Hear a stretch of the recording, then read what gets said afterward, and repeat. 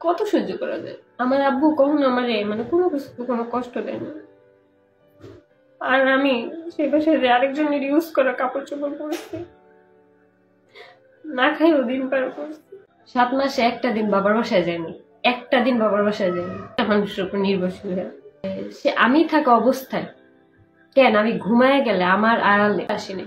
আমাকে যদি আপনার ছেলে যদি না নিয়ে আসতো আমি তার একা আসতাম না। একা আমি কি কারো ঘাড়ের উপরে উঠে যেতে পারতাম?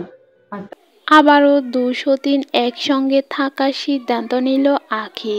আখি তার ভুল বুঝতে পেরেছে এবং সিদ্ধান্ত নিয়েছে আহাদের কাছে ফিরে আসবে আখি। আজকে সকালের আপডেটে জানা যায়, তৃষা একটা ভিডিওর মধ্যে জানায় যে আখির আম্মু আখিকে নিয়ে যায় আহাদকে না জানিয়ে।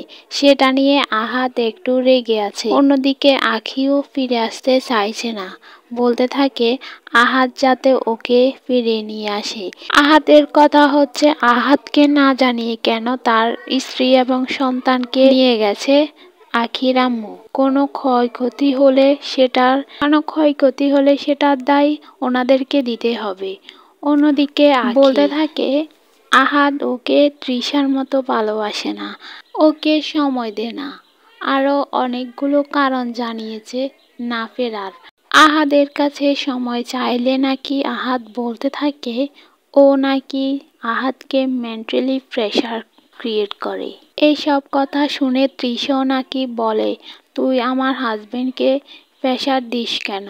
আহাদকে নাকি তৃষা বলে করো বিয়ে, আরো করো, দেখো রাস্তার মেয়ে আনলে কি হয়।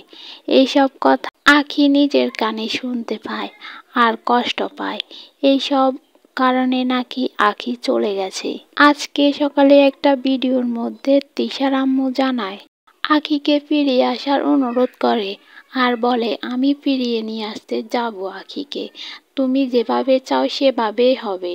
আমি জানি তুমি আমার কথা ফেলতে পারবে না, আগের বারের মতো আমি তোমাকে ফিরিয়ে নিয়ে আসবই। আখি বলে আহাদ আর তৃষা ভালো থাকুক, সেটাই আমি চাই। তো বন্ধুরা, এই ছিল আজকের আপডেট। পরবর্তী আপডেটের জন্য অপেক্ষা করুন। ধন্যবাদ।